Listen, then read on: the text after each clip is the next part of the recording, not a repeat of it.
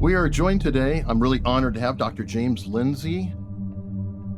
You came on the scene with Grievance studies? My friend Peter Boghossian and I had been looking at this kind of, academic literature, the gender studies and all this, particularly gender studies. And we were alarmed, and they think it's just the holiest of holy things. And so we kind of approached those papers with a tremendous amount of irreverence toward what we were trying to expose.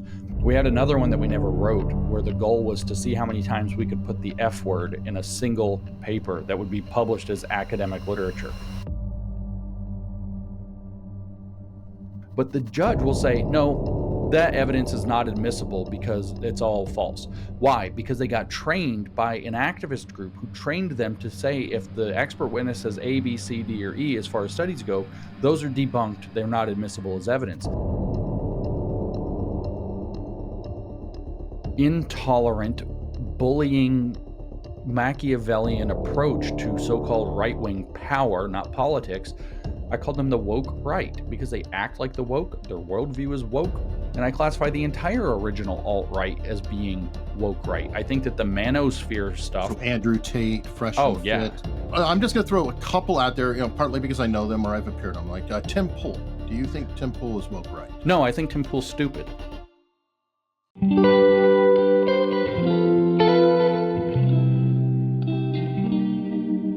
Since approximately June of 2017, I, along with two other concerned academics, Peter Boghossian and Helen Pluckrose, have been writing intentionally broken academic papers and submitting them to highly respected journals in fields that study gender, race, sexuality, and similar topics. And you flip the world upside down, coming from academia with really some hilariously titled studies. What inspired you to do that, just for a quick intro? It's kind of interesting. My friend Peter Boghossian and I had been looking at this kind of, academic literature, the gender studies and all this, particularly gender studies. And we were alarmed, and we tried to criticize it like normal people would do. Here's what's going on. This is what we see. This is why it's a problem. And all we heard were, well, you can't criticize it because... Then they gave a list of reasons. One of the reasons was that we were men and we were criticizing gender studies. Like, okay, that's stupid. And then one of the reasons was even dumber, is that we were white. And then another reason, which we didn't understand at first. And then another reason was that we didn't have a degree in it. So we had no demonstrated knowledge. So this kind of confluence of circumstances, what they were publishing, how crazy it was, and the fact that we weren't allowed to comment on it, according to the grand poobahs of the gender studies literature, because we weren't credentialed in it, came together to lead Peter and I to say, well, let's prove that that what they're doing is bogus and that we know what we're talking about by submitting hoax articles. And so we talked it over, concocted kind of a two-tiered plan. Originally, we were just going to do one paper. Everybody said that was interesting, but not enough. And so then we ended up writing 20 more to really prove our point. And, so 7 of them got accepted. 4 of them were actually published out in the real peer-reviewed literature. These are all peer-reviewed papers. One of them got an award for excellence in scholarship that was about dog sex, and of all things. And then watching dogs hump each other at the dog park is really what the paper was about. And 7 more out of the 20 were still under peer review. And a sociologist friend of ours told it, well, not friend of ours, actually, I think he doesn't like us, told us that probably either 11 or 12 would have been accepted had peer review been able to finish the process on all 20 that we submitted. So, we were trying to demonstrate 2 things. One, that the peer review is only as good as the peers. And if the peers are ideologically sideways, then the publications that they'll approve are ideologically sideways too. That could be other forms of corruption. If the peers are taking money, or if they're under the thumb of a corrupt government or something like that, you get the same effect. Biased studies getting published because peer review is only as good as the peers. And then the second thing was that we actually knew the subject well enough to get published at the research level. Therefore, we should be able to say this is totally bonkers. We know what we're talking about. And of course, that second part didn't work. Nobody cared. Nobody cared at all, because it never was about the credentials. The credentialing claim was just noise that they made. It was, as Peter would probably phrase it, utterances that they were putting forth in order to not face criticism. And so in a sense, we ended up revealing that because the university system and research uh, system overall basically responded by putting its head in the sand and pretending it didn't happen. The one in question you won the award with was that human reactions to grape, that's for YouTube, culture and queer performatively at urban dog parks in Portland, Oregon. That was right. That's right. So we observed the dogs allegedly for 1,000 hours in the dog park in 1 year, but never in the rain in Portland. It's like, Mm. it's already fake. And concluded, we'll just skip the whole thing. We concluded that, that what you have to do in order to end, as you phrased it for YouTube, grape culture, which feminists all complain about being a major problem in men overall, that what we would need to do is start training men the way we train dogs, at using obedience manuals and leashes and things. And so this paper was given an award for excellence in scholarship in the field of feminist geography and was published in the leading journal in that discipline, which is called Gender, Place, and Culture. And it's at the beginning of 2018 in its 25th anniversary edition. So the journal had been pumping out this crap for 25 years by the time we landed this hoax in it. Okay. This is just a side thought if you ever want to do it, because there's some amazing art being created in AI. Now, you would probably have to get a locally generated AI LLM because it'd be sensitive, but you should create a graphic novel representing what you're stating in the study, in addition to illustrations like how to train men the same way as the dogs, and put it back out there just to revisit your win. It would be kind of hilarious. Actually, a really funny idea. I'm going to talk to Peter about that. Anyway, one last question on that one, because I find it interesting. It sounds like cognitive bias is behind the approval of all your studies. What is the actual percentage of approval for submitted studies in general? Like, did you have a higher than normal success rate when you submitted these studies, or was that about average? Or no, less we were than way average? above average. A lot of the journals boasted that they have a 2 to 4% acceptance rate of the papers that are submitted to them. So 1 out of 25, maybe 1 out of 50 gets accepted by these journals because they were pretty exclusive. That's not the case necessarily with every single journal, but with the tier that we were targeting, somewhere between under 5% acceptance is standard, 2% acceptance is kind of considered normal. And so we submitted 20, and like I said, 7 of them had been accepted. So we're already, my gosh, we have to do my math. 35%. We're already at 35% acceptance rate. And then, like I said, that sociologist guessed it would be 11 or 12. So 55 to 60% acceptance rate overall is what we probably would have been able to look forward to had the peer review process been able to complete, because it didn't, because the dog paper that we just discussed actually got published, and people in the wild noticed that it's really crazy and doesn't make any sense. So that journalists started banging on this. And in fact, it was a college student. It was a conservative college student named Tony Araxinen, who was writing for, I think, I always get them mixed up. It might have been Campus Reform, one of those kind of small conservative, like university watchdog outlets. And she was writing for that and was just utterly convinced that this was fraud. There's no way that this paper was real. And she saw through what the peer reviewers couldn't see through, what nobody else could see through. There were other bigger journalists out in other places that claimed, nope, it's real. It's totally real. This is, a legitimate study. And I don't know how they concluded that, I guess, reading the tea leaves, but a college student saw through it.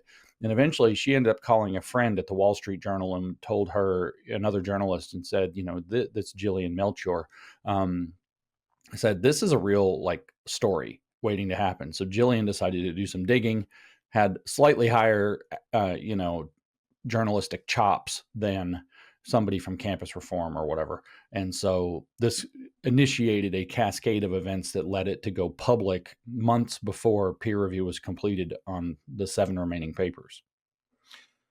I don't know if this has been done or if I'm using the right terminology, but a meta-analysis on what happened with these studies, in addition to what normally happens with studies currently, would that be a study in of itself of value to literally look at the peer review system?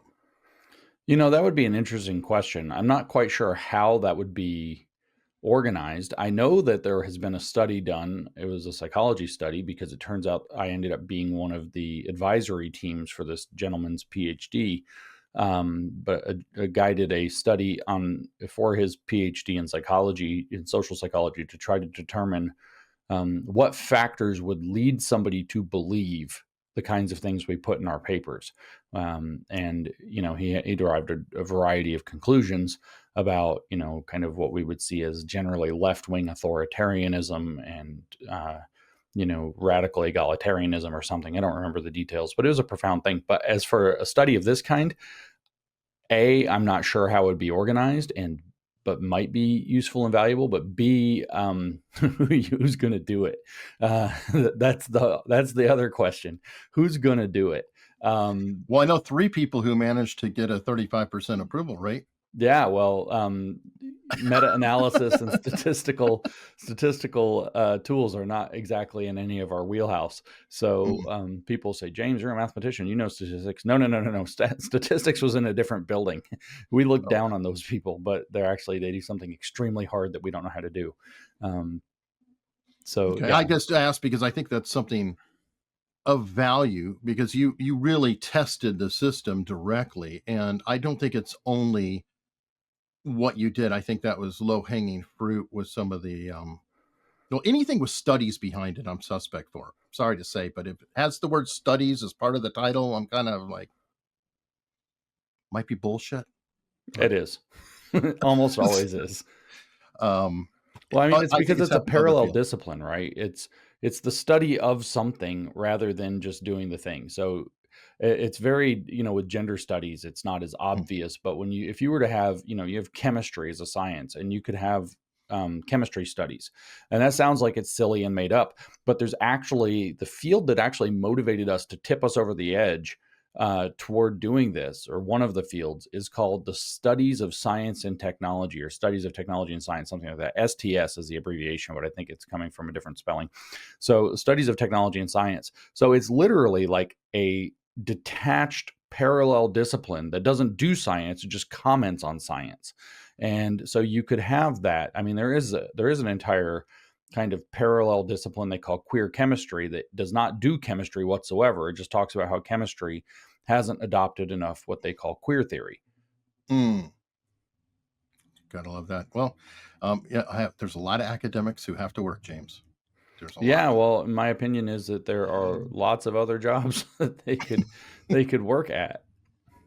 Fair enough. Now, I'm going to use this to kind of pivot in.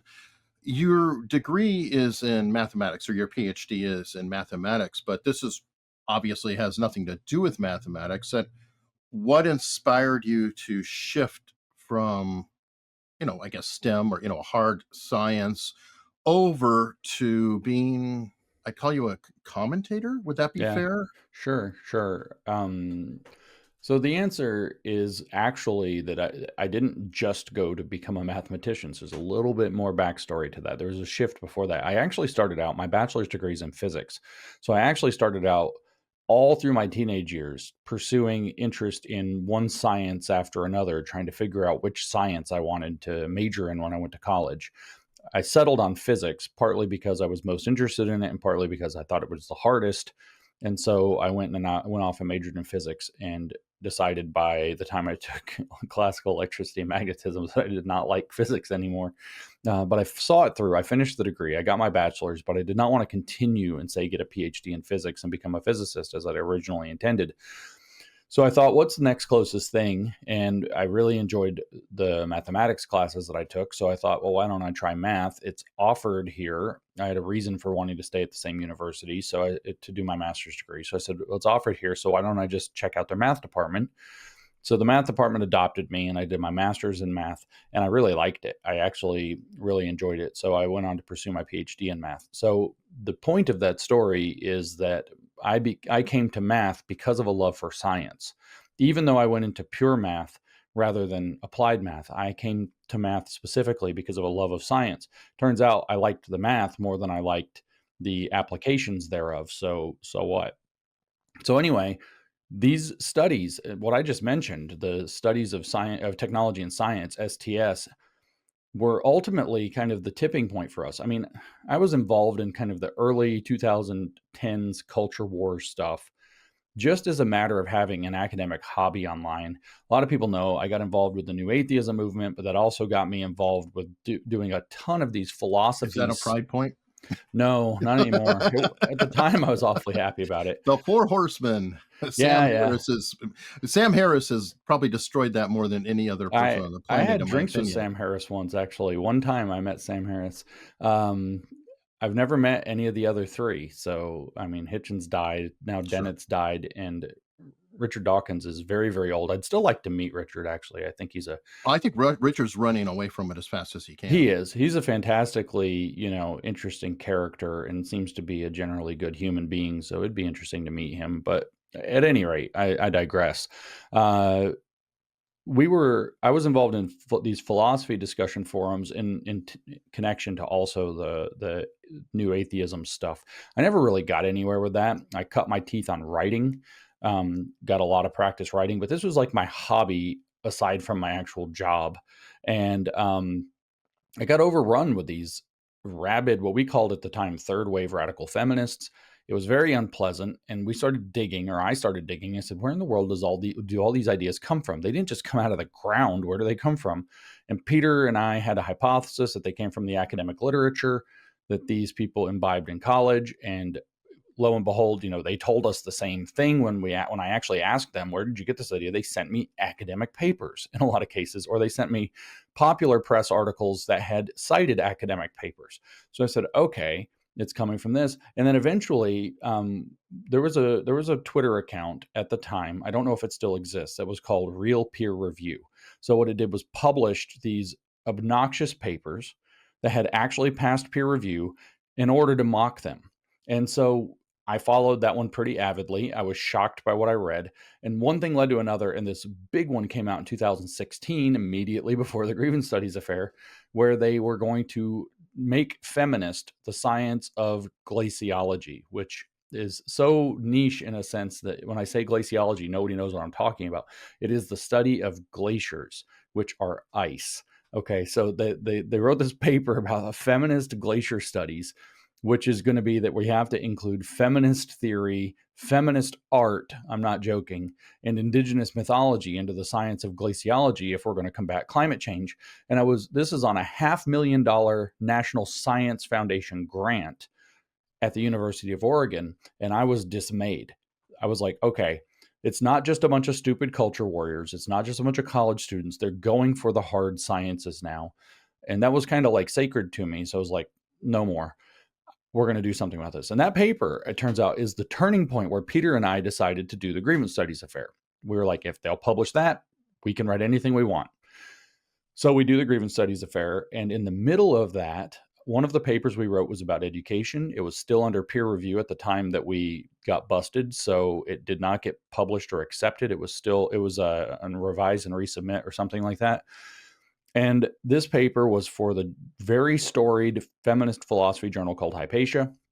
And what we argued in that paper was that we need to find out how privileged all of our students are and do a progressive stack on the classroom. So we're going to order the kids from most privileged to least privileged. And the less privilege they have, the better they're going to get treated. And the more privilege they have, we're going to start actually coming into abusing them. And one of the things that sounds like that little graphic they show with the race where everybody is held exactly back. Exactly. We actually recommended, that's called the privilege walk, which the story behind that's fascinating. It's another topic for another time, but where that comes from is crazier than you think. But the privilege walk, we said, was the tool we would use to rank the kids by their privilege before we abused the most privileged students. And, it was all gentle abuse. It wasn't like we're going to beat them or something, but we called it experiential reparations. And then we said, because we thought there's no way they're going to allow us to indicate abuse as an educational opportunity, which is more or less what we were doing. We did call it an educational opportunity throughout the paper. And we said, so we'll do it with compassion. And the peer reviewer said, you can't use compassion. You have to use discomfort instead. And there's this whole philosophy called the pedagogy of discomfort. It was written by Megan Bowler. You can go read this book called Feeling Power. It's in this chapter. And this is what the peer reviewers told us. And it's like, oh my God. Well, you got to go all the way to Milgram. Yeah. And so this is basically, that was kind of the beginning conclusion. And I thought it over for a few weeks and decided, the logic here, if you're willing to blame all of your problems on identity groups and then say that you have to abuse them out of their privileged status by their identity, and compassion's not allowed to be part of the process because it threatens to recenter the needs of the privileged over the oppressed, I was like, we've got the recipe for a genocide here. It's not necessarily what's going to happen, but I called it at the time, very controversially, the seed of a genocide. So the internet, not understanding what a seed is or how a seed works, ran off and said, James Lindsay said there's going to be a genocide, which is not what I said.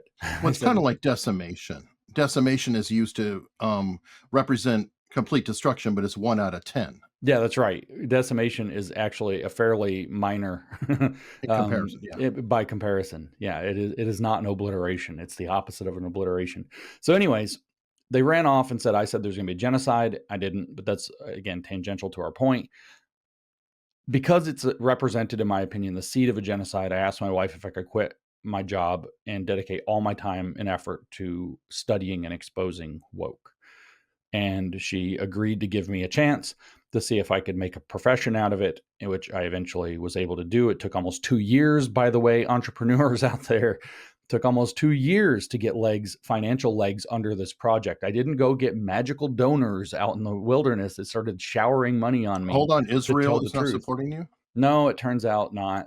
I do have some friends there now. They're very appreciative of what I'm doing, but they haven't appreciated me with the shekels, as the internet alleges. So, no, I've never had any actually donors. In fact, I don't even have a C3 structure to take tax deductible donations. So it's all Patreon and Subscribestar and whatever methods that paid crowdfunding, lectures, that kind of thing. Speaking paid lectures and speaking fees have been the primary source of income starting in 2021. Before that, it was people subscribing to the website and paying enough to keep the lights on and pay a couple people to keep things going. And eventually I got to pay myself a honestly quite modest salary out of what we were making. So anyways, that was what led me to this, is that I looked into the abyss and I saw the disaster waiting inside. And I was like, somebody needs to do something about this. And what I actually told my wife, it wasn't I'm somebody, it was I have a slight head start on people to talk about this. And I think it's going to be a very big problem soon.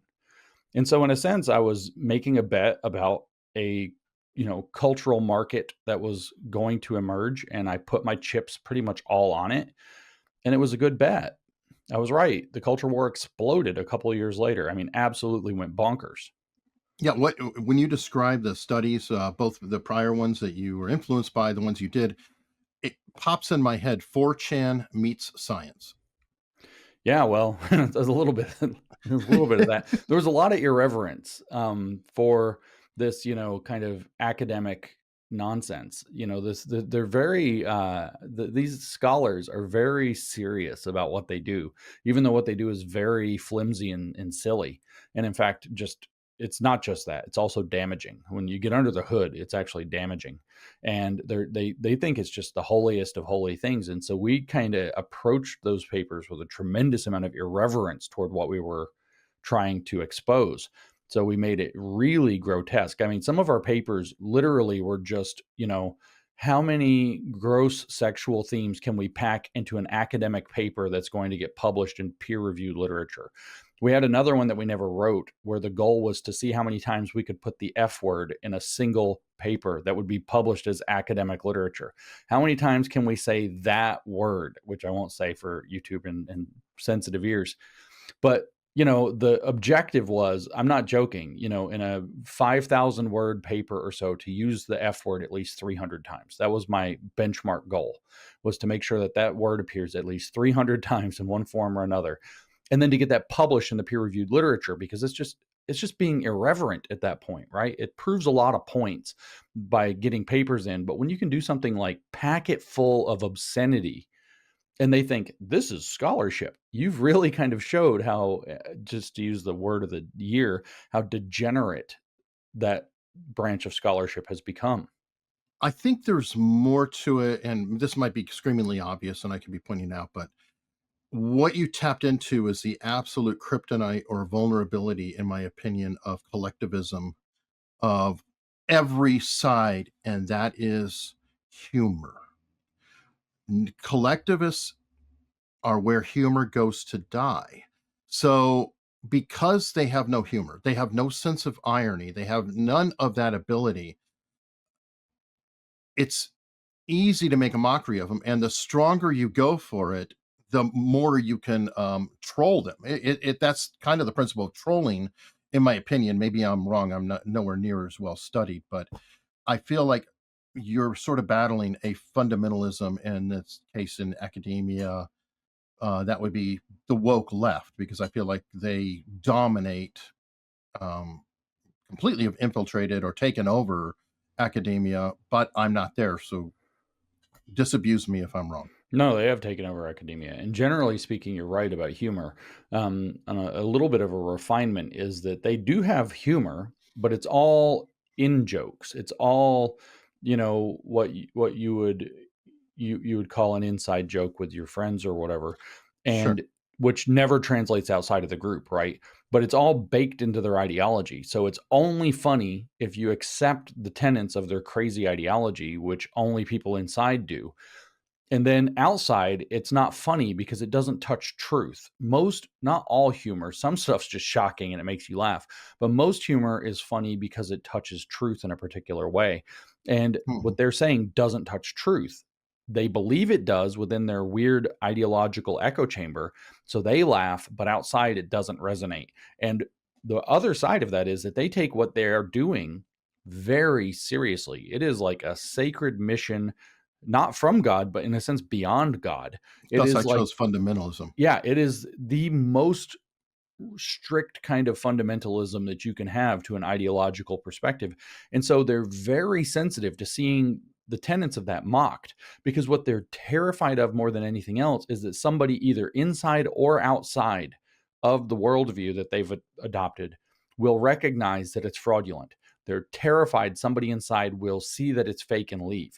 They're terrified that a potential recruit outside of it will see it's a joke and never join. And so they're horrified by this, and they take themselves, therefore, very much too seriously. So they're not very good at joking about it. In fact, one of our papers was about that. We actually wrote a paper titled When the Joke's on You, which they didn't get, where we argued that humor can only be used for social justice purposes, and any humor that goes against social justice purposes is a form of bullying and disparagement that just reinforces existing power dynamics and is therefore not funny and not allowed. And they had no idea this was a gigantic prank we were playing on them. Hypatia published that paper, as a matter of fact. It was really a coup de grace. In the paper, we actually we gave the argument that the worst kind of humor to use against social justice would be to attack its center, which is the academic literature from which it all comes. So the worst thing you could possibly do is make fun of the academic Which literature. is exactly what you were doing with the paper. More than that, by means of an academic hoax. An academic hoax would be the worst absolute thing you could do. And so then we had written that earlier paper, The Conceptual Penis as a Social Construct, kind of as a first test and trial balloon. So that had already come out, and that was already a story in the news. So we actually wrote an entire section in that paper about ourselves and said how terrible we were. So we gave the argument against what we were doing from their perspective I just ourselves. realized something. I'm sorry to interrupt, but the conceptual penis, and you go by conceptual James. Yeah, you finally put That it had to be together. intentional. It is a joke about myself that involves genitalia. It is my whole online identity. It took is a me forever, but self-effacing I did joke. not realize that. That is what it is. You have figured it out. One 5-letter term got swapped out for another, and that's where I come from. And I guess it took me 10 years. My So I'm my slow. whole online identity is a troll, and people are like, James takes himself too seriously. maybe you should look into the story. Not so much. Okay, I'm sorry to interrupt. But yeah. No, it's fine. But yeah, so the point that, we did this coup de grace. We gave the argument against our own grievance studies papers in one of the grievance studies papers. So this put them in a decision dilemma, except that their solution was to pretend nothing happened. And the decision dilemma was that they could either say that we didn't know what we were talking about at all, in which case we are the only people who make the argument against what we did from their perspective, or they could say we do know what we're talking about by affirming the argument that we gave. So they could have argued against us or not. And if they had argued against us, then they would have had to give the same argument we gave, thus proving we had the right understanding of their remember what our goal was to prove that we understood their worldview, and could criticize it because we understand it. And so, which is generally a rule of debate. And so anyway, we thought this paper was a fantastic coup de grace. The humor is a little subtle, so people didn't quite get it. There were some fantastically funny things that happened. Yeah, it is. One of the things we talked about in the paper were these comedians, these late night comedians like Stephen Colbert and John Oliver. And I don't know if we mentioned John Oliver. It may have been before. He was kind of so big. I can't remember. But Stephen Colbert, definitely. And the editor of the journal wrote back and was like, I frequently find myself screaming at the television and shaking my fist, because we said that the way that he was presenting his humor actually reaffirms white supremacy sometimes. And she's like, I scream at Stephen Colbert too. And it's like, it's so funny. You fools. Well, Norm Macdonald, I think, trashed them better than anyone when he said that it's not laughter, it's clapture. That's right. That's exactly right. And, rest in peace, Norm. That guy was a true comedic genius, in my opinion, on multi levels. He probably would have enjoyed your studies. I think he would have. Okay, so this is shifting over into woke right. What lately you've been kind of under fire. It could maybe be argued that as you shifted your lens to looking at the camp you're sort of associated with right now, perhaps you're becoming an apostate. Yeah, I'm getting the full treatment. It's funny because I got this treatment before. I considered myself on the left when we did the Grievance Studies affair, and I had voted only at that point as an adult. I think I voted for, I don't remember. I think I voted for Bush once in like 2004 or something. Well, 9/11, a lot of people. Yeah, I think I did. Keep the same guy. Don't change horses midstream. We're in a war. All that But stuff. politics didn't really mean anything to me when I was like 20 something. I just didn't care. So I voted because you're supposed to. I think I voted for Bush. I just don't remember because I didn't care. It wasn't like an important argument in my life which side I was going to vote for. And I had this weird perspective that sometimes I try to remember. I'm one person. There are 300 million Americans. Like, my vote is, sure, it's important, but I'm one in an ocean. It's okay. It's not a big deal. And so I try to remember that perspective, but I'd only voted for Democrats starting with Obama. I do know that. I had only voted for Democrats. I voted for, actually, in 2008, I had this weird concept of political balance and checks and balances at the heart of my very empty political philosophy. And if I remember right, again, I wasn't important enough to remember, but I remember having this discussion with somebody. So I think it's what I did. I probably voted for Obama and then Republicans all down ticket. I think that's probably what I did. A split government. A lot of people feel the most effective government is when there's different parties at the top end in Congress. I mean, it's one-party states don't work out very well. Look at California. And so that's probably the case. But I only voted for Democrats after that. So I was on the left, and they definitely did not take me to heart over the Grievance Studies affair. This was a mass rejection. It was not just the weirdo academics, but there was this kind of huge halo of intellectual, what the 20th century ideologists would have called the liberal intelligentsia, did not want anything to do with me. And then on down the road, I'm still considering myself generally a creature of the left, but pretty moderate and definitely anti-leftism. Definitely classical liberal, maybe? Yeah, left-leaning classical liberal is how I describe myself all the way through the 2010s and going forward. So I became anti-leftist and remained classical liberal. I said that I leaned left in that I believed still in somewhat, higher taxes and higher regulation and some of the other leftist economic things. which I've mostly changed my position on in the meantime. Good to But then hear. I said I would vote for Donald Trump in 2020, and the rest of the left that hadn't left me and left me viciously, like including Sam Harris, for example, who at that time still followed me on Twitter. I got called the most insane names by people. Sam Harris completely distanced himself from me, made a point of talking about me several times, saying that I had absolutely lost my mind.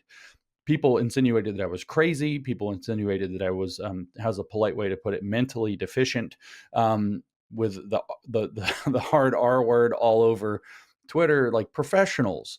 I was completely excommunicated. The thing is there was this neat landing pad called the Republican Party that was interested in hearing what I had to say about these things, especially after I had embraced MAGA and the idea of making America great again, and thus Donald Trump. And so I had this kind of surge of popularity through 2021 So and just 2.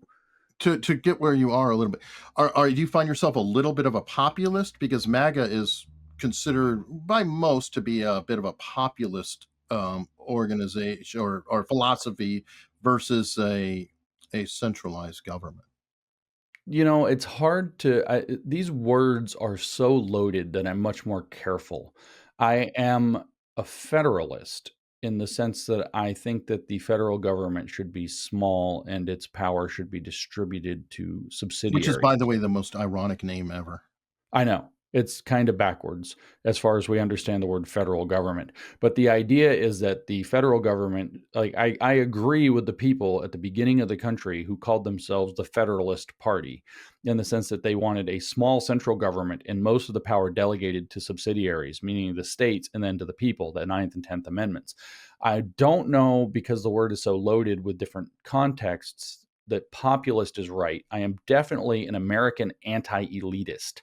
I do not believe that we need some kind of a ruling aristocracy, either by de jure or by de facto. I just don't believe in that. I think that the power should remain with the people, that the people are capable of common sense and self-governance.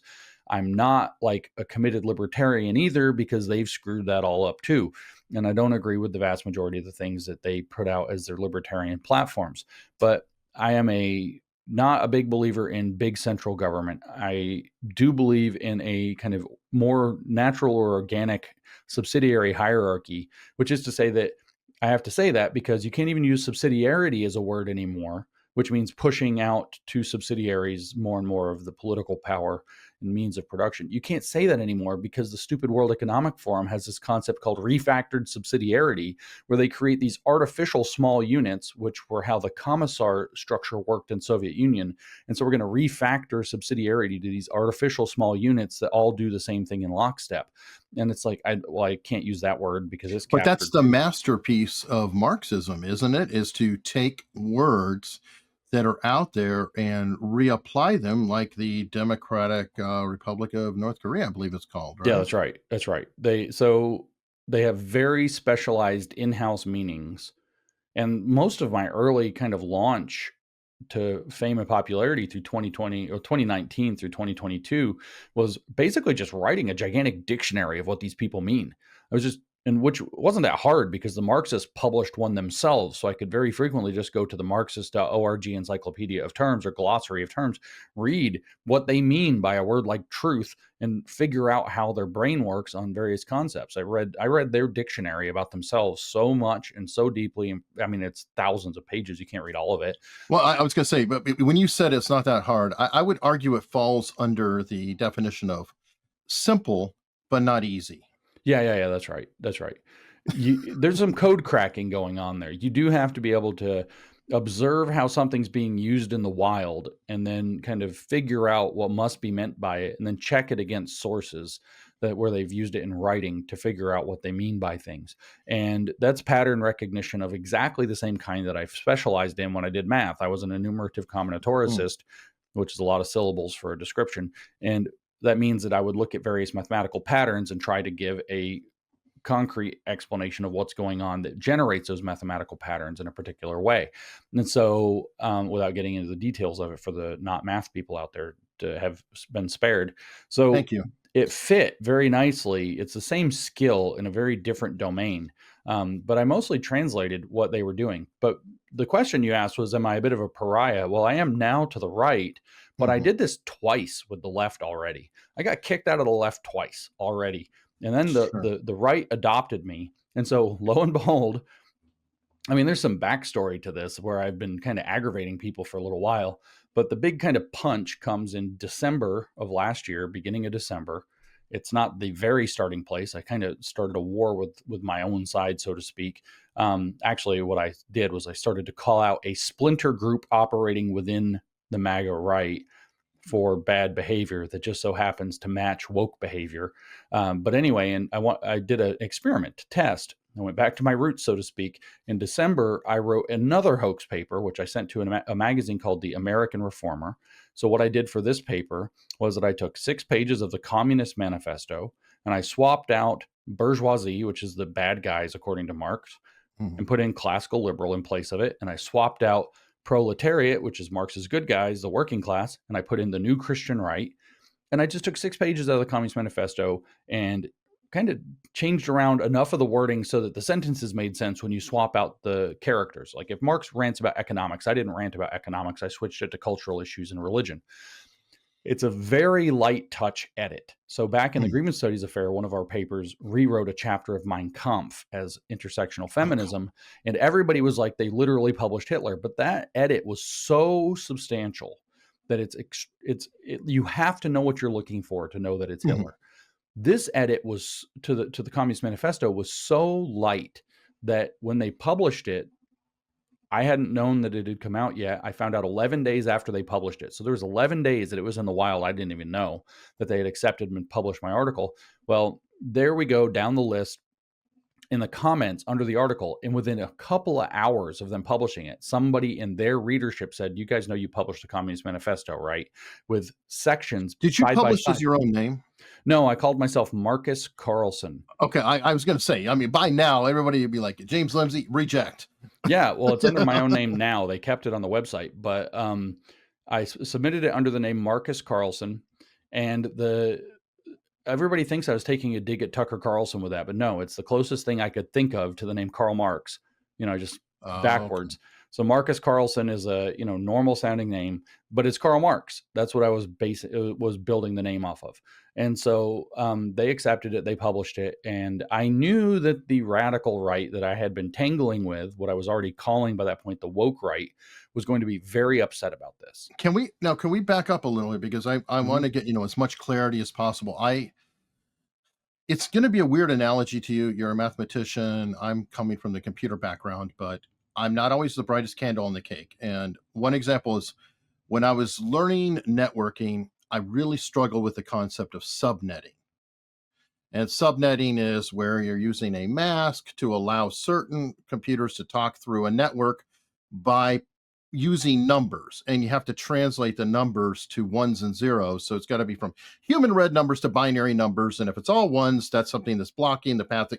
It took me, I think, 4 books and chapters, just read it, didn't get it, read it, and then get it, read it to finally get it. And I kind of feel that way about some of this when it comes to the woke right, if you will. So that I want to establish how unknowledgeable and how much I struggle with the concept, before we get digging in. So, talk to me like I'm an 8-year-old, I guess my answer is on that.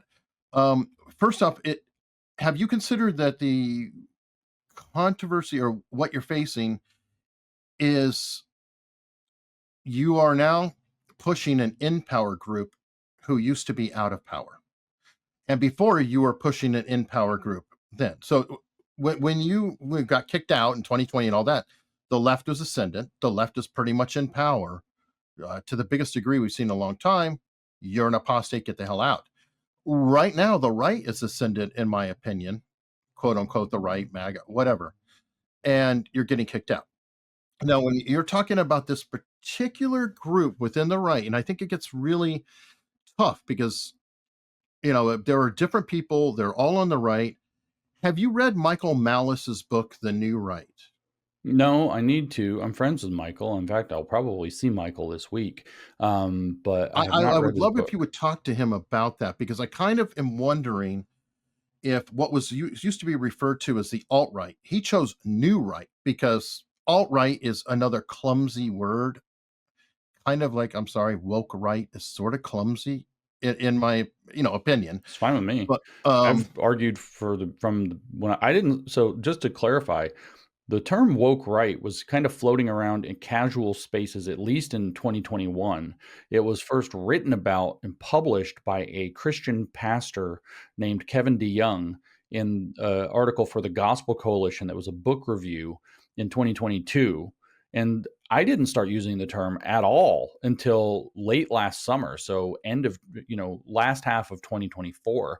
There were people talking about it in February and March, calling it woke right long before I was. And some of these articles became the permission structure that gave me the impetus to call it woke right. And I argued through the entirety, probably of August or so last year, when I started kind of using it through probably February or March of this year, that I thought the term was clumsy and inapt, and I wish there was a better term, but I can't think of a better term.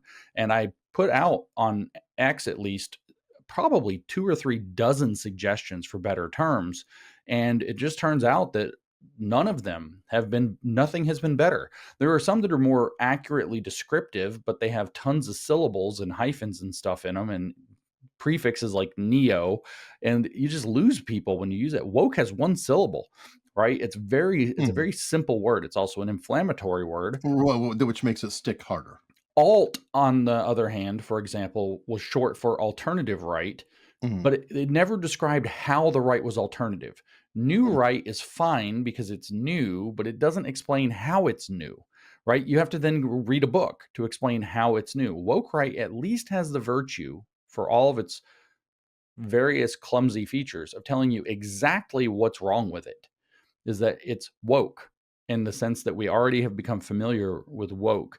The problem is, and I see this argument every day, I saw it this morning half a dozen times already, is that woke is something people, especially on the right, widely believe is a phenomenon of the left and therefore cannot apply to the right.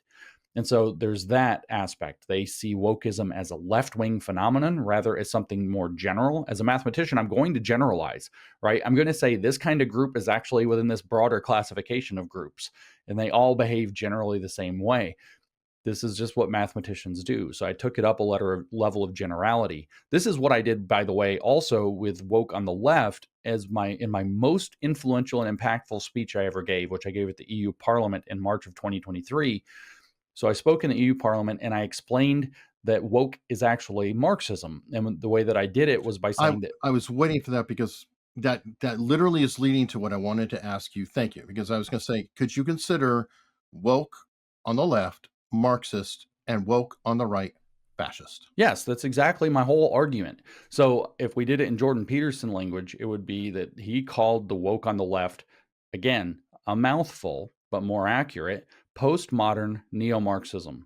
So it is whatever neo-Marxism is, which is a Marxist derivative for the 20th century and Western cultures, that is using postmodern mechanisms to install itself. The technical word that means postmodern neo-Marxism in their own academic literature is critical constructivism, which takes a ton of unpacking to explain what it is.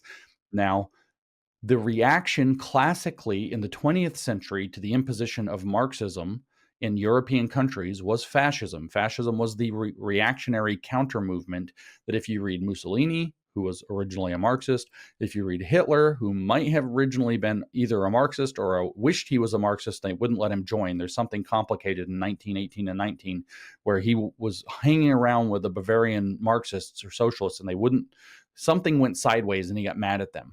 And I It's like forget the what art the story is. schools, they didn't like him either. Yeah, true. And so he says in Mein Kampf, though, if you read him, that he adopted the Marxist tactics and used them for his own purposes. He says it explicitly. So you see that the adoption of some Marxism for an alternative purpose, which needs to be delineated, defined fascism as a reaction to Marxism. Marxism, they believed, was overtaking liberalism, that liberalism was too weak to stop it, so you needed something different in order to answer it. And that thing was going to be to bind people together in national identity, and to bind people together in ethnic identity, and bind people together in religious identity.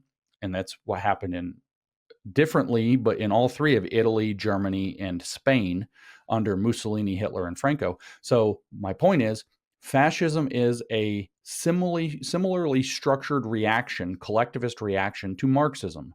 So we have postmodern neo-Marxism as woke, and now we have postmodern neo-fascism as woke right. So are we talking about essentially collectivists versus atomistic people?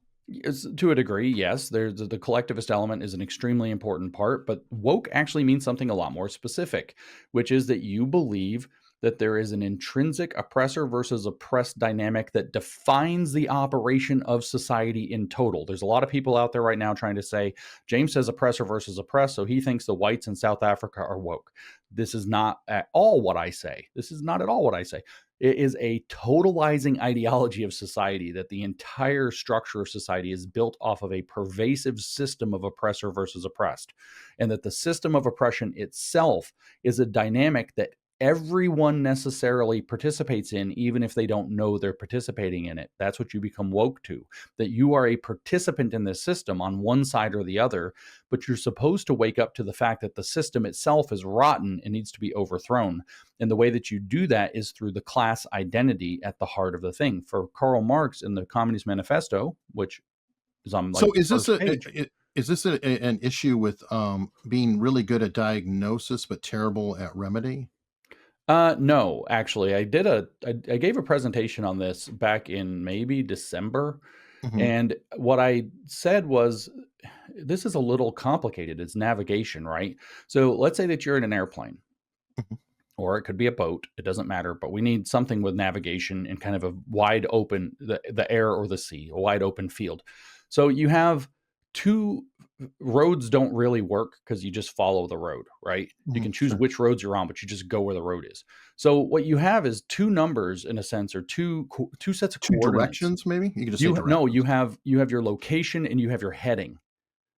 Okay, so the plane is somewhere and it's going somewhere, but where it's going is also, supposing it hasn't turned, a result of where it has come from. Okay, and so we're assuming that the plane's not turning in any directions or whatever. It's just going. So it has its location and its heading. And so when you say good at diagnosis but bad at prescription or bad at solutions, it's actually they're bad at diagnosis, but they know where we are. So they know the location usually with pretty good accuracy. They don't actually know how we got here, which means they're not good at diagnosis. They're very good at reading the current symptoms, but not knowing their underlying ideology in medical terminology. And therefore, the prescription they give or the solutions they give are also wrong because your heading is off. So there's a real problem with a real diagnosis that passes through your current location and then proceeds on the correct telemetry.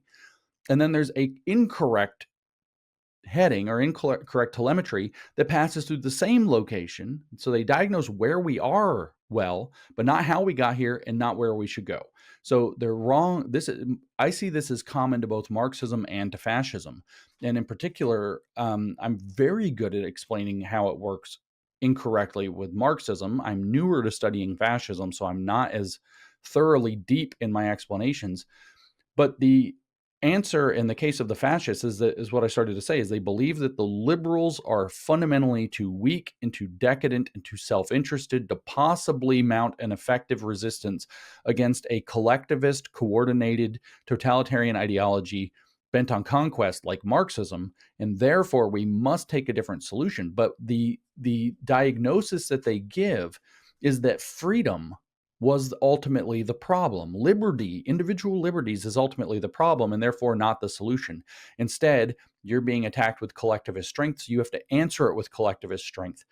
That's them misreading the diagnosis and thus misreading the prescriptive solution. And Um, Going into this because you mentioned tactics earlier, and I don't know if it's a good analogy, but could it be argued that sometimes using a quote unquote leftist tactics could be effective in countering a particular movement? And I'm thinking as an example of Gamergate, and I believe Carl Benjamin, aka Sargon of Akkad, famously was one of the main people promoting, if not generating, using Saul Alinsky tactics against those people, the gaming industry, magazines, etc. Um, would that be what you were talking about, partially in terms of the Very tactics? superficially. The problem is that woke is a worldview. It's not a set of tactics. Okay. Woke is a way of viewing the world, which is that there is an intrinsic power dynamic that defines all of society that excludes and marginalizes certain perspectives Mhm. in a completely pervasive way, and that those people need to collectivize and assert their perspective back into the center. But because woke intrinsically mixes, whether you're reading Marx, whether you're reading any Marxist, it doesn't matter. Sometimes the phrasing is that you must wed theory to praxis. Sometimes you have to say that, Marx says directly that the difference between atheism and communism is that atheism doesn't just it only has an abstract concept of philanthropy, whereas communism has a very real concept of philanthropy. So that's theory, but also it has a bent toward action. So you have to act on your so-called philanthropy. And so there's action and theory mixed together in a complicated dialectical relationship that Hegel called speculation. And so at any rate, you have the two together. So there are tactics wedded into the worldview. So the question you're asking is actually one I intended to address on X today, and may well do, but it's complicated. There are some tactics that can be picked up and used, and there are other tactics from within Marxism that cannot be picked up and used without adopting the worldview.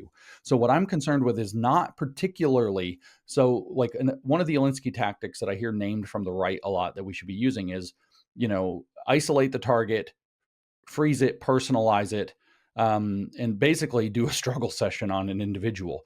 Well, it turns out that a lot of times you cannot remove somebody who's abusing power with an institution without something roughly of that kind. The struggle session itself is not to be advised. It is a form of psychological torture. I don't think it's to be advised. But to make a big issue about a single person who's causing a problem until the institution that's guarding that person is forced to do something about it is a tactic that is derived from the Alinsky book that I think is generalizable, that actually can be used not just as a matter of realpolitik, but just as a tactic to deal with entrenched abusive power. On the other hand, you have other tactics that are entirely dependent upon the worldview itself, one of which is the part that is defined as fascism, the binding together in solidarity with extraordinary, so that the collectivism is itself a tactic. That is a purposed tactic, is to build a collective to fight the collective. And that tactic must onboard the worldview, because the collective that you're building is not, in fact, voluntary. It's compulsory through social enforcement, and if they can, political and legal enforcement. Eventually, if the fascists get power, you are going to be legally enforced to participate in the fascist project. Up until that point, they bully people, they shame people, they excommunicate people, they create an entire system, whether it's of elitist capture or of just outright bullying and ostracization up to the extent of their power to do so, in order to keep people on the plantation, so to speak, or keep them in line. And that's enforced, not voluntary collective or corporate action. And that tactic of collectivization or solidarity is deeply rooted in leftist tools, but you cannot get it without adopting the leftist worldview. So it doesn't have to be for the leftist goal of egalitarianism. It could be for a different goal, like building a rigid hierarchy. But you still have to adopt the collectivist mindset and throw out individual liberty in order to be able to allegedly defend individual liberty on the back end. The redefining of terms selectively is another tactic, so that you use specialized terminology to fool people. Machiavellian tactics are a set of tactics that it's not precisely easy to onboard without onboarding some of the evil behind them. And so the question you ask is actually complicated. There are specific tactical arrangements that you can engage in that are, in a sense, value neutral. You can pick them up as a matter of realpolitik.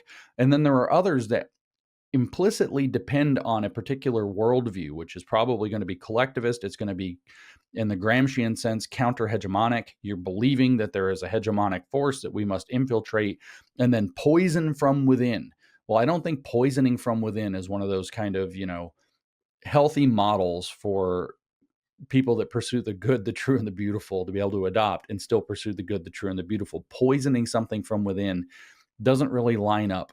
The Muslim principle of takia, which is lying in order to advance the kingdom or advance the religion, can be adopted as a tactic. The Marxists definitely use it. They Well, definitely lie, but so do the we actually, fascists.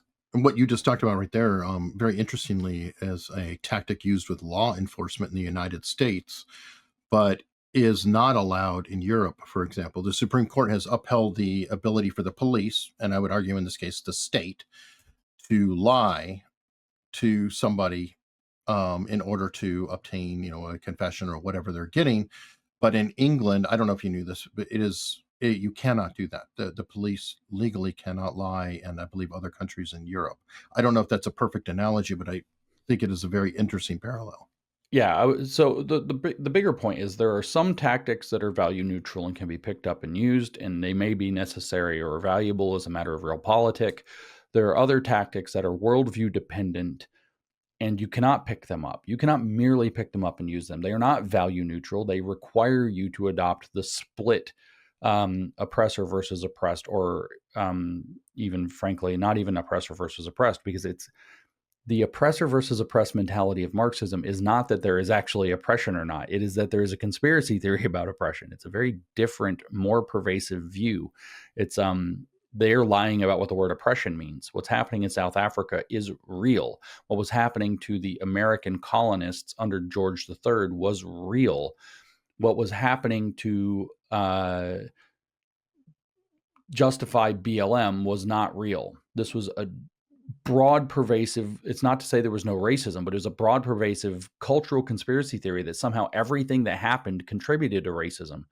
This is not real. It is completely unreal.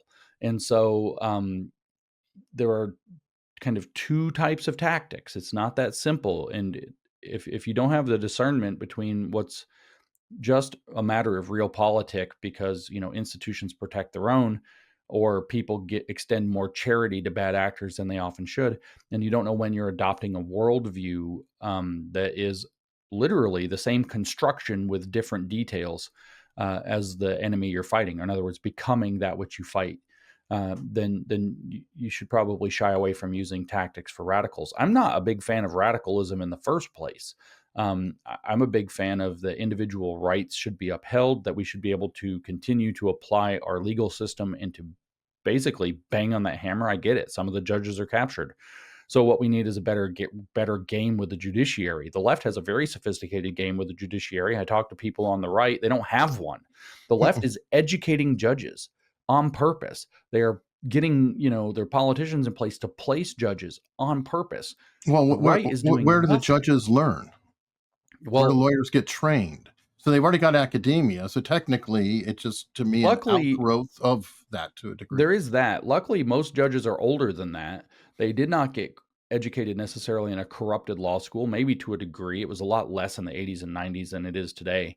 It's certainly very captured now. But the problem is the left has set up, literally, they have set up nonprofits whose entire reason for existence is to provide educational materials to judges on specific issues that they're going to have to judge on or rule on. So, for example, the transgender medicine issue, there are judges out there who are getting presented expert witness evidence from actual professionals, who then the judge, not an alternative witness from the defending side or the prosecuting side, but the judge will say, no, that evidence is not admissible because it's all false. Why? Because they got trained by an activist group who trained them to say, if the expert witness says A, B, C, D, or E, as far as studies go, those are debunked. They're not admissible as evidence.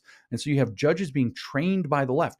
So I'm not saying that this, like this radical right wants to believe that we have this cultural rot rather than an activist problem. And at the same time, they want to do this weird online radical activism, but they don't want to do any real work. They don't want to actually go through the hard process of advocacy or developing candidates or talking to judges or preparing materials for them to be educated. They want to rant on the internet and throw giant fits and then have, weird photo shoots at the White House or whatever to try to prove that they're advancing their case, and then just bully people online with massive bot infusion of power behind them. It's so stupid and fake. They wonder why they're losing the culture war, because you talk about realpolitik, the left is actually engaging in the realities of politics, and they're just out to lunch playing on the internet. Question for you. I just popped in my head.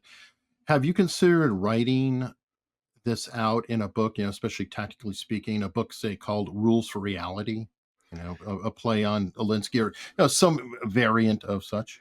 I started a book sort of that kind almost 2 years ago that I ended up not doing anything with after I wrote about half of a first draft. It was actually my original thought was going to be to call it How to Be an Anti-Communist. And I wasn't even going to mention the word communism in the book at all. And I was just going to Hmm. outline a long series of principles that are basically how I think people who care about winning the culture war, but winning it well and correctly, should engage in. And some of the rules were like, one of the things I called was the Daniel Penny rule, which is named after the guy Daniel Penny in New York who Sure. choked out and the I would whatever say his he name was. restrained the person, and Yeah, and it that's right. became He I don't even know if he choked him out. He restrained the person with jujitsu, and the guy later dies.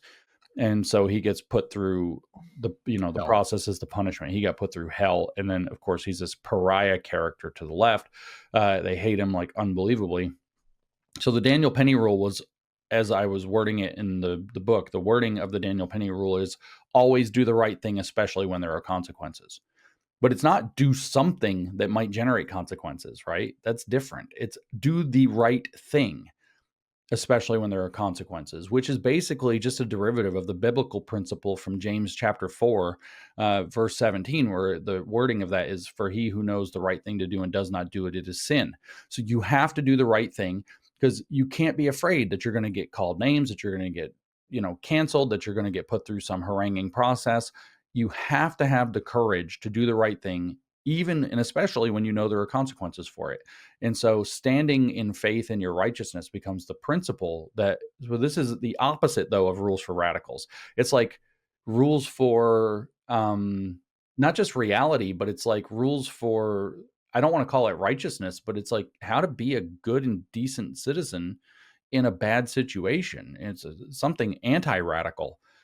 The goal should be radicalism is about destabilization of the existing regime, and I'm talking about stabilization of something that's worth stabilizing. And I get that the existing regime is corrupt and needs to be dealt with. I understand that as well as or better than anybody. In fact, I used to be invited for handsome speaking fees to go all over not just the country but the world and talk about how the establishment, whether it's academic or whether it's institutional or whether it's government under the Biden administration and beyond, and its various executive apparatuses, is all deeply corrupt with a particular ideology that we need to understand to be able to get it out. I understand this better than anyone. And the fact of the matter is, I don't think that some kind of radicalism, intolerant radicalism in the opposite direction is going to solve the problem. So I called the people that are engaging in this victimhood centered, identity politics based in the opposite direction, intolerant, bullying, Machiavellian approach to so-called right-wing power, not politics. I called them the woke right because they act like the woke. Their worldview is woke. We can talk about why if you want, but it's just a word that fits. Even though I said for months, I wish there was a better word. I wish there was a better word. By February or March, I realized there's not a better word. And it may or may not be clumsy to people who are just finding it. But for like 10 strategic reasons, starting with number one, it's true, which is very strategic. Having the truth on your side is always a massive strategic advantage. So number one, it's true. We could go down the list of all kinds of strategic advantages that this term actually has. And so by February or March, I stopped fighting it and just decided, no, actually, it's the best term. And it's the best term actually not just in the small picture of MAGA, but in the big picture of the entire broad culture war. Because the woke left, let's say we follow Mr. Malice and we call it the new right. The woke left can let the new right go wild, as it is right now, and it can wait until the wildness is a big, ugly thing and it can be turned into a giant political fight. And they can say, we have to stop the new right, right? So it becomes the left against the alt-right, the left against the Proud Boys, the left against the fascists, the left against the Nazis, the left against the new right. What happens when it's the left against the woke right? Woke left versus woke right. Guess what? Everybody gets to see what the real problem is. and it's the woke worldview at the heart of both. And so it short circuits the ability for the left to post up against them, which is definitely coming. It hasn't come yet. They're being awfully weirdly silent. They're just barely starting to talk about the radicalism on the new right. And when they do, they won't use the term woke right. The left hates the term woke right as much as the right hates the term woke right. And the reason is because they're woke too. And it highlights the fact that woke is the problem. That is a strategic purpose to this term I had no idea about when I picked it up from other people who wrote articles, who gave me the permission to start using it. I got credited with it, but it's not me. I say this every interview. It's not me. I didn't do it. I just It started is now. using it. It Yeah. is now. Well, I mean, the You same own thing it. kind of happened with OK Groomer. I started that in just hammering people with it on Twitter. I got associated with it. In essence, I popularized it. But from what I understand, there were other people. Certainly, there were other people calling the queer theory aspect of woke leftist stuff groomers. Graham Linehan, for example, was definitely calling them groomers way before. There were apparently radical feminists that I don't read anymore who were saying okay groomer in a derisive and dismissive way that I didn't know was happening, but they claim that I stole their thunder. And it's like, I have to read you to steal your thunder. It's not that hard of a meme to think up. Okay boomer turns into okay groomer. It literally rhymes. It's the same construction. Like, it's not that big of a deal, but I got credited with that too.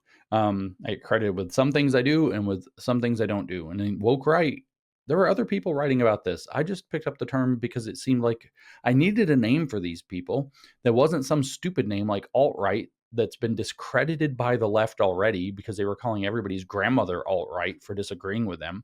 I needed a novel term. New right is not descriptive. New Christian right, I didn't like dissident right because dissident, frankly, sounds cool, and they're not just dissidents. They're actually collectivists. If they were just dissident, it would be fine, but they're actually collectivists. Collectivist right has too many syllables. Or you can say fascist. That's an interesting question.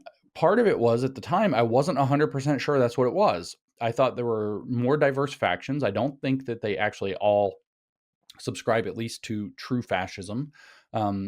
In some degrees, a little bit, but no. And then what I found out was that they were calling themselves fascist and liked being called fascist. They thought fascist sounds cool. And I thought, well, that can't be the way to go. You can't give them something they want to be called because they're excited about that, which means they have a strategic purpose for being called that. And it's just one of those words. The general thought is it's one of those words that the left already ruined. You can't call them Nazis. The left called everybody Nazis. I happen to know, because I've been tracking these guys since the beginning of 2021.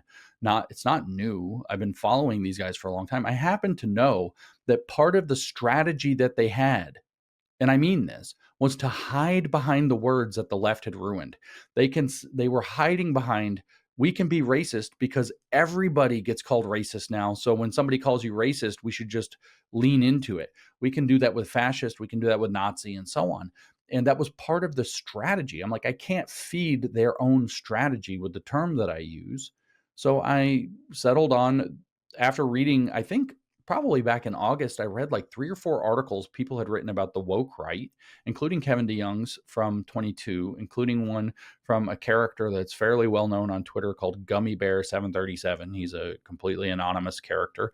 It's very good. He wrote a Substack about it. Neil Shenvi wrote a very good Substack about it. 2 of them, I think. And I read 3 to 5 of these articles. I don't know. And I was like, this is the term. I'm just going to use this term and see what happens. And then all along, I've had this rule. I've had this rule going way back. I did a podcast about it before I named it. I called it way back, like in 2020 maybe, or 2021, the woke flip out test. If you say something in the woke flip out, you hit a target. You're onto something. You have to stick with it. So they flipped out over OK Groomer, so I stuck with it. They flipped out over 2 + 2 = 5, so I stuck with it. Well, I said woke right, and these people flipped out. I went on to call it the iron law of woke overreaction. Anything they overreact to, you've hit something important. You may not know why you've hit something important, but it's worth figuring that out strategically. So I called them woke right, and the reaction was like they got hit with bear spray. Like they were like foaming at the mouth, rolling around on the ground, screaming and running around like crazy. I've never seen anything like it. And then they attacked me. The attacks that I started getting in September and October were so unbelievable. I started hearing rumors that they were calling people behind the scenes who had invited me to speak to try to get them not to have me speak. This reaction was so unbelievable. That's cancel culture, by the way. So unbelievable. I couldn't get my head around it. Then when I did the hoax, they came out and were like, Marx is a great writer. Marx had great analysis. Marx's critiques of capitalism and liberalism are perfect. They're great. We can use them. We just don't have to use the same conclusions. The critical theorists are great. We're postmodernists. They just started saying it all. And I'm like, this is like when Jesus names a demon in the Bible and it leaps out of their body and he sends it into the pigs. I'm like, holy crap. Like, this is unbelievable. So I was like, well, I'm going to Just like stick with the term. Kanye. Is this like Kanye's new song? Is this an example of that? I mean, Where it's just going completely out. It's like, as an analogy, I don't know if it's wrong, but there was a time when people would say the Zionists, and then they would say Israel. Now they're just saying the Jews. Yeah. It's like there's like this little stepping process, and it's wide open. And I kind of feel like Kanye's latest song is maybe a representation of all the masks falling and literally just saying the most racist, vile statement freely. Is that I feel like fair? that's been a result of the last several months, partly because of my use of the term woke right. It's just caused them, and I don't know why. It's the strangest thing. It's like I called somebody out for bad behavior and they decided to just go completely nuts. I have the picture in my head of me, doing the Emperor's New Clothes thing, but the guy's actually wearing clothes, and then the guy starts stripping off to say that he's not naked, and it's unbelievable what I'm watching. And so for a while I adopted the term strategically because of the anaphylactic reaction it caused. I'm like, geez, these people just can't handle being called this. And then I started to realize its actual strategic purposes. Like I said, it's kind of this weird thing. You see the overreaction and you have to figure out why they overreacted. You don't know why they're going to overreact to certain things when you first do it. A lot of times you get taken by surprise. You so-called step on a landmine. You're walking around one day, you mention Archangel Michael, and the next thing you know, you're in a struggle session. Like, okay, why is Michael so important to you guys? What's going on here? Something under the hood. And then it takes you some time, sometimes months, or sometimes you never figure it out. But if you figure it out, fine. I have a question on that though. And I don't know if it's a criticism or not, or just I'm wondering, have you possibly overgeneralized the label, or is it possible that some of the people who are reacting to you may not in fact be woke right themselves? They may feel like they're coming to the defense of quote unquote allies or people who have worked with them in the past, or what have you, but they're not actually woke right. They feel like you're picking on somebody and they're white knighting that person, so to speak. Is that possible, or Well, there's a am few I things maybe off? happening here. What you just said is definitely happening. It's not possible. It's definitely happening. A whole bunch of people are getting butthurt about something that doesn't apply to them.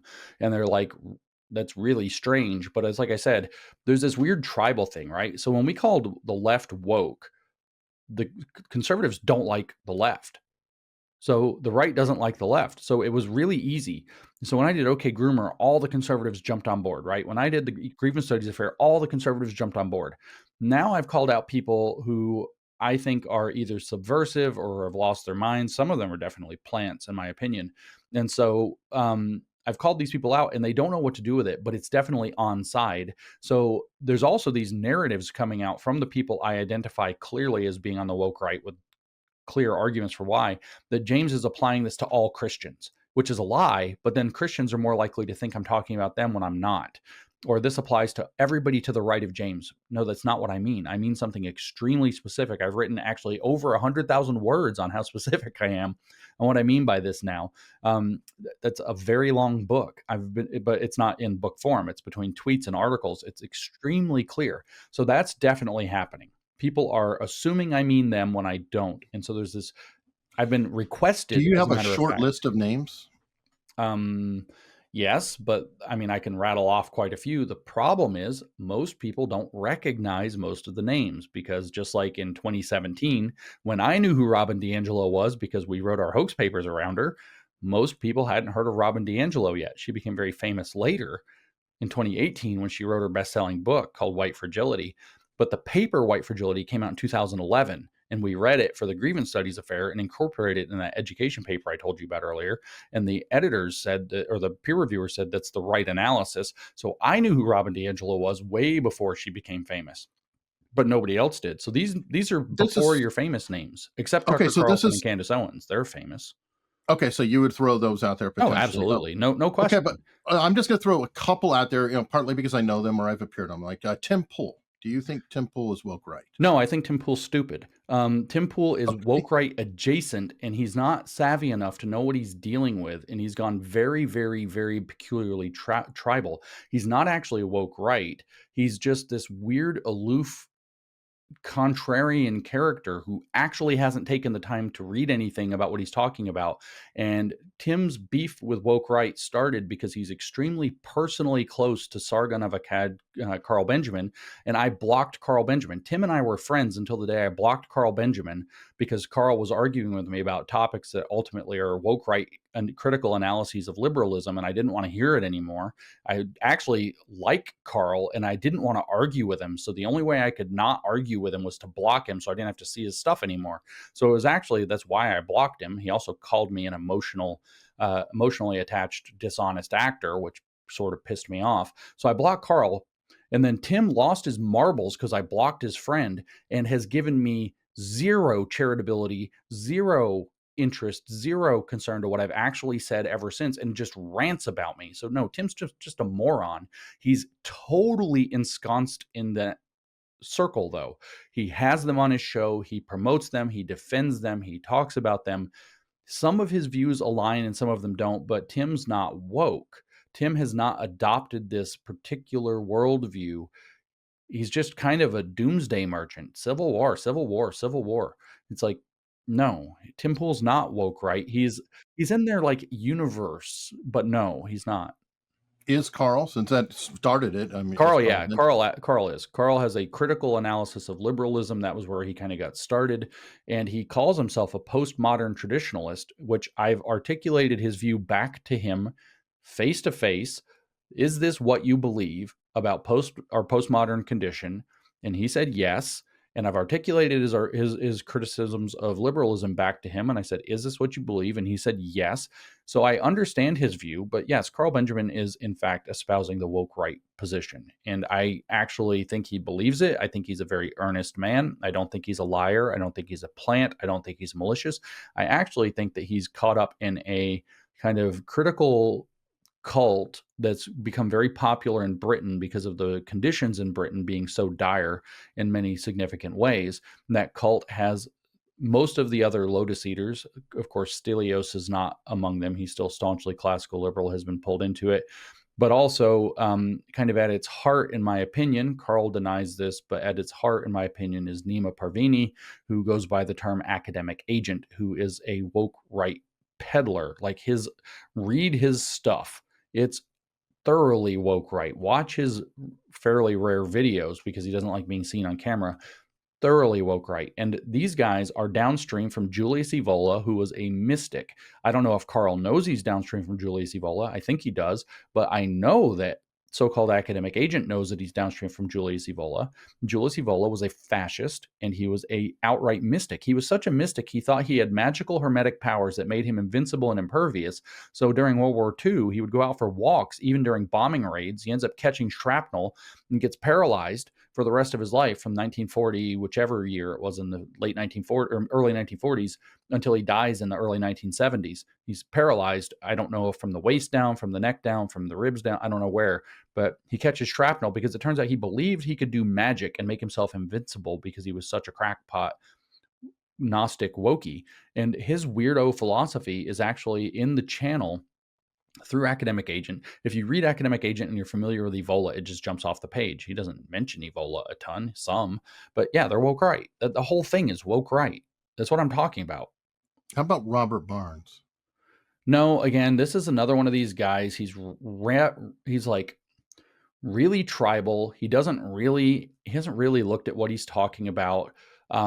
He's angry and aggressive and defensive of his team. He's a lot of these people. So maybe without naming this name, I texted somebody when I did the hoax who's prominent within the conservative movement, a very famous person who I would actually classify as moderately woke right or significantly woke right, but kind of undercover. So I texted him and I said, I did this hoax. I just wanted to tell you about it because you're, a friend of mine and a big character, and this is going to be a thing. And so immediately after it got published, I sent it to him. I mean, within an hour, I sent it to him. Like, he was on my short list of people to send it to right away. And he replied, wow, that's really something, to that effect. But I'm friends with a bunch of those guys, blah, blah, blah. And my whole point isn't that story. My point is I'm friends with a bunch of those guys. So I have to approach this politically. And so I feel like people like Robert Barnes, I've spoken on the phone at length to Viva Frei about this issue. I don't Very think good they friend are of mine. actually woke. I think that they are caught in a um, basically social circumstance where certain kinds of questions are just not going to be applied to certain kinds of people. Tim Pool's in that same circle, in my opinion. How about Cernovich? I don't think Cernovich is actually anything. He is a woke right operator, absolutely, no question, absolutely. But I don't think he has core principles or core values. I think the dude is just peddling whatever it is that's either popular or for sale. I don't know if he's being paid, but I strongly suspect that he knows how the current is flowing within MAGA. That said, his original appearance on the scene in major conservative politics was back in the original alt-right. I classify the entire in the manosphere part particularly, and I classify the entire original alt-right as being woke right. I think that the manosphere stuff. So Andrew Tate, Fresh and Oh yeah, Fit. I think that the whole manosphere universe is the woke right version of anti-feminism. So it's like you've taken on board all the crap of feminism and turned it backwards in malice. That's what I'm talking about with woke right when I say same energy, opposite direction. So Okay, I'm going to yes, throw Cernovich. one more to just wrap it up. And I appreciate you taking the time because I feel like this is not covered that well out there, and it leads to a lot of confusion. For example, Yeah. Barnes. I'm friends with Barnes. I'm friends with David. Yeah. And I know that Barnes is fiercely loyal. Like, Mhm. if you want to have, if I ever get in trouble, he'll be on my short list of phone calls saying, Robert, can you please help me out? Yeah, sure. Please. And he will drop everything and go after you, and no matter who's against you. Look how he is with Bobby Kennedy. Look how he is with Alex Jones. Mhm. It's with Barnes, I've always felt like that's it. He is loyal to death until you betray him, and then he will go the other way. He's very, very Southern. He's from Tennessee. I It's am too. kind of So I his get that. background. Okay, so you both probably can relate in a lot of ways on that. Matt Walsh. No, Matt's not woke. This has been an ugly conversation, and I got provocative with him, but Matt Walsh is not woke. And I'm going to add a name after this, at least one more, because he may not be Okay. well known, but I think he's important to talk about. But Matt Walsh is not woke right. He is being courted harder than anybody I've ever seen by the woke right. The woke right wants him. The woke right is already trying to claim him. I take that back. There's one person they're courting harder than Matt Walsh, or right at the same pair or parity, and that's Charlie Kirk, who's also not woke right. So they want these two, but they really want Matt, especially kind of more than they want Charlie, because they want Matt because Matt is the most significant commentator and voice and probably view generator at the Daily Wire. I don't know how he compares to Jordan Peterson and Ben Shapiro, but there's nobody else at that tier. And his films are very His important. films, actually, I love Matt's films. I wish he'd keep his Borat stick going. I actually have no particular ill will toward Matt. I've never cared for him much personally, like his commentary. I think he steps on a lot of rakes with his kind of curmudgeon-y, social conservative shtick that he has. But he's not woke. He's being recruited by woke. The issue, and I did at one point say, fine, okay, you're woke, but it's that kind of like, he was saying, I guess I'm woke right then. I'm like, yeah, fine. Okay, you are. It's like this flippant, glib response. It wasn't like a serious diagnosis.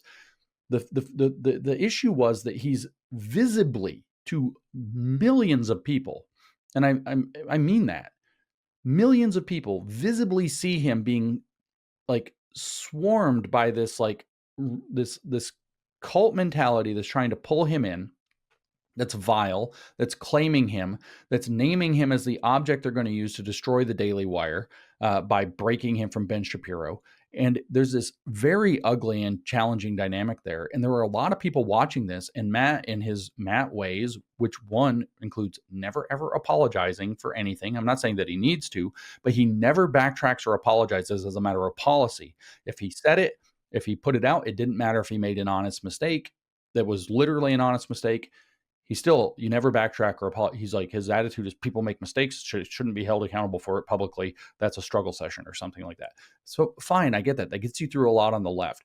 So he's curmudgeon-y, he's got some various other things, but he's surrounded by this, and he seems to be nodding to it and winking to it in the perception of a lot of people. I don't know whether he is or not from his own perspective, but a lot of people are perceiving it. How do I know this? I'm getting hundreds of messages from people freaking out about Matt Walsh. Is he one? Is he one? Is he one? Has he gone? Are they getting him?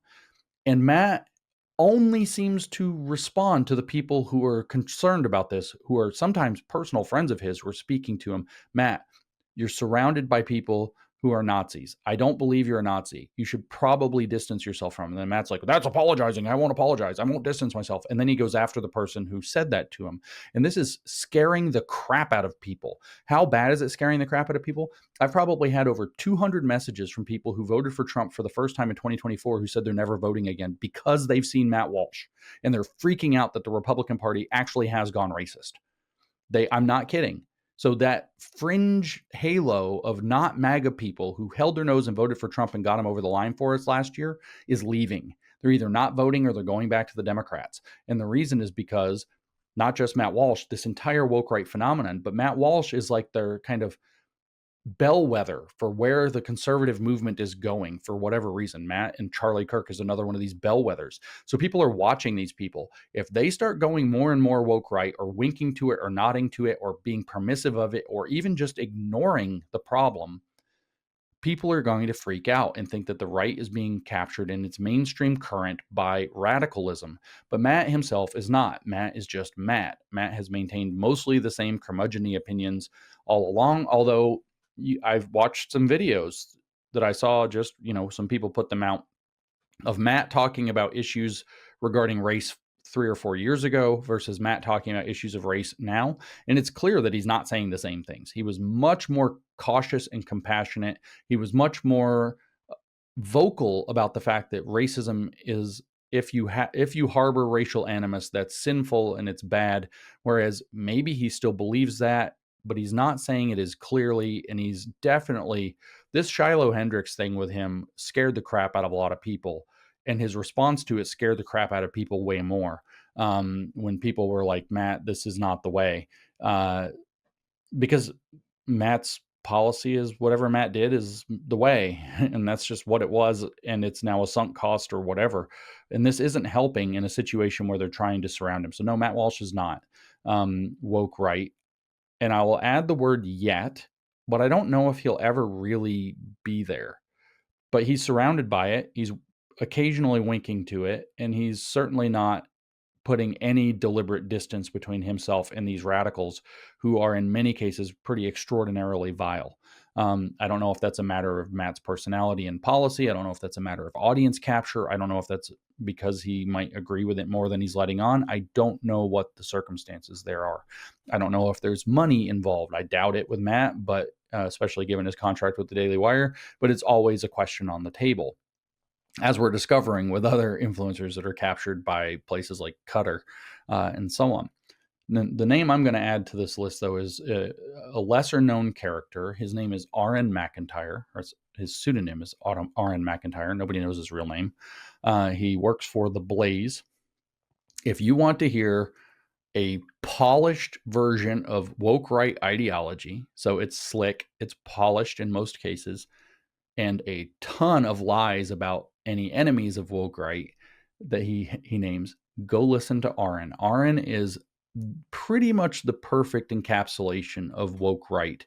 And he's a commentator at The Blaze. He's accepted Schmitt's philosophy. His pseudonym is off of Alistair McIntyre, who just recently died. I know that he's, heavily trafficked in these circles. He gave a speech about elite theory, in particular, and the need for collectivist Christian action at the so-called Defeating Trash World conference. It was very controversial a month or so ago, hosted by Joel Webbon.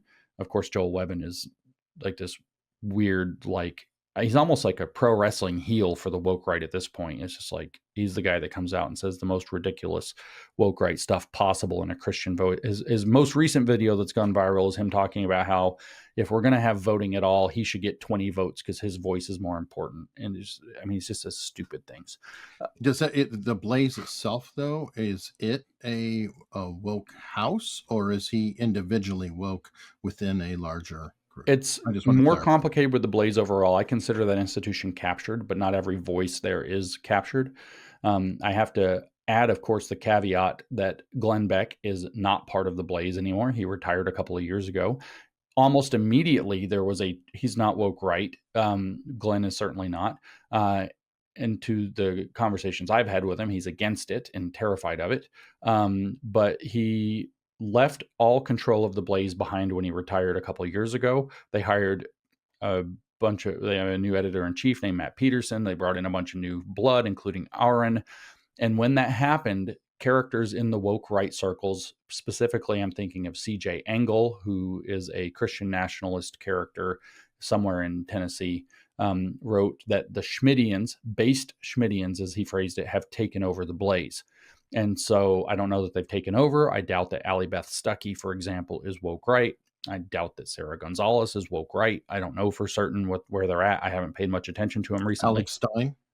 No idea, actually. I mean, honestly. Well, he's a troll, so it's hard. Yeah, he's very challenging. I like Alex. I do too, to the degree that I've met him. His show is very challenging to do because there's like literally 0.5 seconds of seriousness in it, and so it's.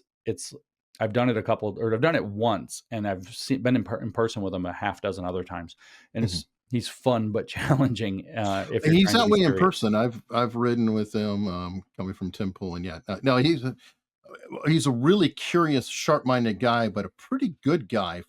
That's what I gathered too. He's, like a nice guy, really cares. We've had him on and got his background. So there's a seriousness in his background. He lost a very close friend through an overdose that he worked with a long time ago. But he's a very real person, I think, who puts on a clown mask. No, I get that. Yeah. And he's funny for what he does, honestly. So it's not my total brand, but I like Alex I say that I don't know who I can trust anymore. So I don't know who I can still say I like. For people that I haven't seen since before December. A lot changed. A lot of people I thought I was friends with sent me messages saying, if I see you at a major conservative event ever again, I'm going to punch you in the face. So they weren't real happy about the Marcus Carlson hoax. Of course, I replied in kind that, it's your trip to the hospital if you try to do that. But wow. I actually told one guy I would very happily go to jail to put him in the hospital if he starts something. And he surprisingly saw me and didn't start anything. Okay. Wow. I hate to wrap it up, but we've ran really long, and I feel like we've just started. I hope you're available to talk again, or it's been enjoyable enough you'll consider revisiting. I literally had a list, and I feel like we're barely scratching the surface, and there's just so much more to discuss. And I appreciate your time very much. Well, thank you for having me. It's always good to talk. I'm very appreciative actually here at the end that we actually talked specifically about people in the controversy space about whether they're woke right or not. Another one we didn't talk about is Dave Smith. He's actually not woke right, but it's not because he's not woke. It's because he's not right. He's libertarian. And it's a different thing. That's a whole can of worms to open up. But Dave Smith has been very upset that I called him woke right early on in the use of the term. I also, I said woke right to Dave Smith. He got very offended. When the OK Groomer thing first kicked off, I didn't know if I was going to limit it to queer theorists or not. So I also included people that were pushing the vaccine really hard for a little while, which I don't think was the right thing to do, especially if they're pushing it for kids. So I called Big Bird or OK Groomer one time, like literally the Big Bird, the official Big Bird account on Twitter. I said OK Groomer to it. So it's like, calm down, Dave Smith. Sometimes, there's sometimes some of the buckshot goes a little wild. You'll be all right. You're a libertarian. It's fine. All right. Well, James, thank you so much. And I really hope we get a chance to talk again. Yeah, you're very welcome.